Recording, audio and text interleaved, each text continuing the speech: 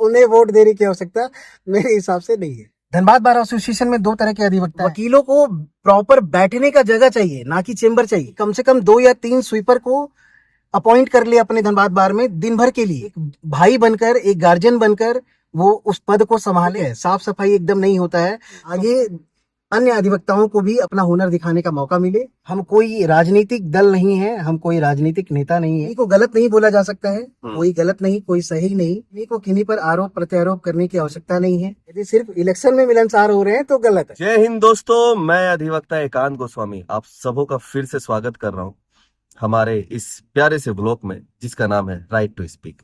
चलिए आज बात करेंगे वोटर्स से, और काफी प्यारे भैया हैं हमारे जिनका नाम है शिव शंकर चौधरी। तो चलिए डायरेक्ट उन्हीं से बात करते हैं और पूछते हैं कि उनको कैसा माहौल लग रहा है अभी का। इनके वोटर्स जितने भी हैं उन सभी के लिए क्या इनके मन में विचार है कि वो लोग क्या करें। भैया सबसे पहले बहुत बहुत स्वागत है। नमस्कार एकांत भाई, सबसे पहले आपको बहुत बहुत धन्यवाद कि धन्यवाद। आपने अपने इस वीडियो चैनल का हिस्सा मुझे बनाया है। उसके बाद सभी अधिवक्ताओं को अधिवक्ता एकता जिंदाबाद। अभी इलेक्शन का माहौल चल रहा है। आगामी 30 अगस्त 2025 को हमारे धनबाद बार एसोसिएशन का आगामी चुनाव होने जा रहा है। मैं इस माहौल में अभी हम सब बड़ा मतलब बहुत अच्छा अनुभव कर रहे हैं। ऐसा लग रहा है कि अब कई सारे अधिवक्ता जो है मतलब आगे आगे के भविष्य के लिए, अपने धनबाद बार भविष्य के लिए कुछ बदलाव अब चाह रहे हैं। लेकिन हाँ, किन्हीं को गलत नहीं बोला जा सकता है। कोई गलत नहीं, कोई सही नहीं। किन्हीं को किन्हीं पर आरोप प्रत्यारोप करने की आवश्यकता नहीं है, क्योंकि सब सही हैं। सब जो अपना अपना हुनर सब दिखाते हैं। पुरानी कमेटी ने अपना 4 साल बहुत अच्छा हुनर दिखाया है, लेकिन अब मैं चाहूंगा, मैं सभी अधिवक्ताओं से यह भी अपील करूंगा कि अब आगे अन्य अधिवक्ताओं को भी अपना हुनर दिखाने का मौका मिले, और धनबाद बार एसोसिएशन के हित में हम सब मिलकर एक दूसरे का सहयोग से नए पदाधिकारियों को लाएं और चुनाव संपन्न कराएं। बीते वर्ष आपने भी नॉमिनेशन कराया था। हाँ, मैंने भी नॉमिनेशन किया था 2 सेशन में, लास्ट सेशन और लास्ट टू लास्ट सेशन। लेकिन इस बार मैंने नॉमिनेशन नहीं किया है, कुछ समय के अभाव के कारण। यदि आगे अधिवक्ताओं की इच्छा रहेगी, हमारे साथियों की इच्छा रहेगी, तो आगे फिर कभी सोचा जाएगा। इस बार थोड़ा सा समय का अभाव था मेरे। अभी का माहौल कैसा लग रहा है आपको? अभी का माहौल बहुत लग रहा है कि लोग थोड़ा सा एक्टिव हैं। पूरा बार के लिए, चुनाव के लिए बहुत एक्टिव है, बहुत अच्छा माहौल है। इसीलिए तो लग रहा है कि 103 लोग नॉमिनेशन किए। हाँ, बिल्कुल। नॉमिनेशन इस बार बहुत अधिक हुई है और टक्कर भी बहुत तगड़ी हाँ, रहेगी। इस बार खासकर प्रेसिडेंट, सेक्रेटरी और ट्रेजरर, ये तीनों पोस्ट में टक्कर बहुत जबरदस्त है, बहुत जबरदस्त। अच्छा एक बात बताइए, आप इस आगामी चुनाव जो अभी होने वाली है 25-27 के सेशन में जो भी कमेटी आएगी उन सभी के लिए आप क्या सजेशन देंगे कि वो किस तरीके से काम करे? सबसे पहला सुझाव मेरा ये है कि हम सभी अधिवक्ता हैं।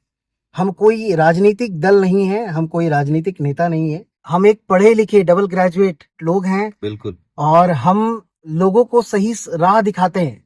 तो हमें सबसे पहले हमें सही राह पर चलना होगा।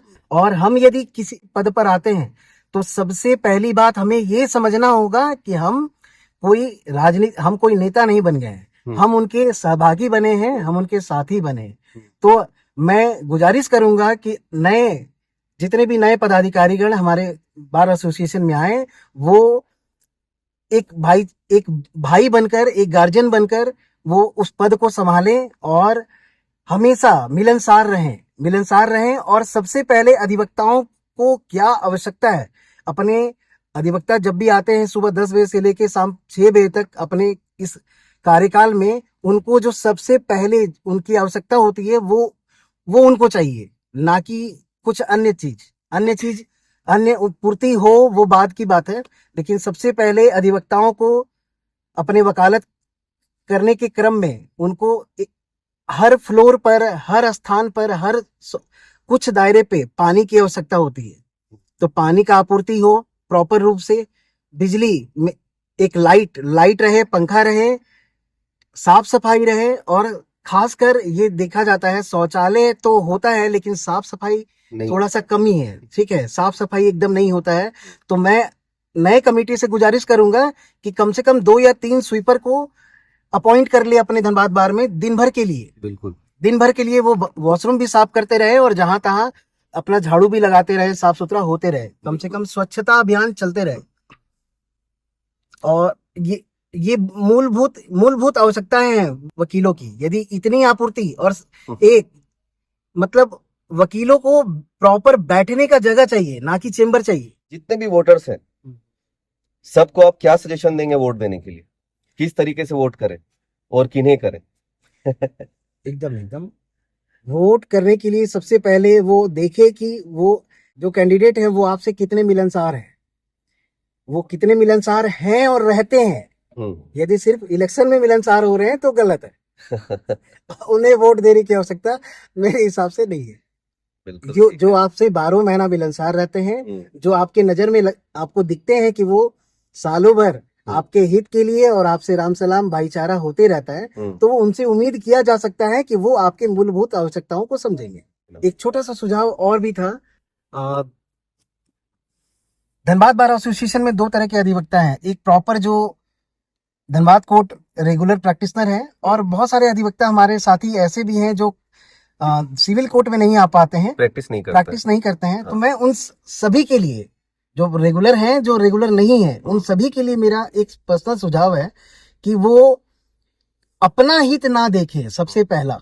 क्योंकि यदि आप एक परिवार के सदस्य हैं, तो हमारा धनबाद बार एसोसिएशन भी एक परिवार है जिनके हम सभी सदस्य हैं। तो सबसे पहला हम अपना हित नहीं देखें, हम वैसा हित देखें जिसमें सबका हित हो। बिल्कुल। यदि हम सभी परिवार के सदस्यों का जिसमें हित है, वो कदम हमें उठाना चाहिए। वैसे कैंडिडेट को उस पद पर बैठाना चाहिए। तो ये काफी सारी अच्छी बातें की हैं, काफी सारी अच्छी बातें आपने सुनी शिव शंकर भैया से। और शिव की जुबानी है भैया, संभल के रहिएगा और संभल के चलिएगा। ये सिर्फ आप लोगों के लिए प्यार मोहब्बत है, जो कि शिव भैया ने इतने प्यार से सब कुछ बताया, इतने प्यार से सब कुछ समझाया। तो चलिए फिर मुलाकात करेंगे नेक्स्ट वीडियो में। तब तक के लिए जय हिंद। राइट टू स्पीक में आप सभी जुड़े रहें ताकि आपको नए नए लोगों से मिलाते रहें। Thank you so much.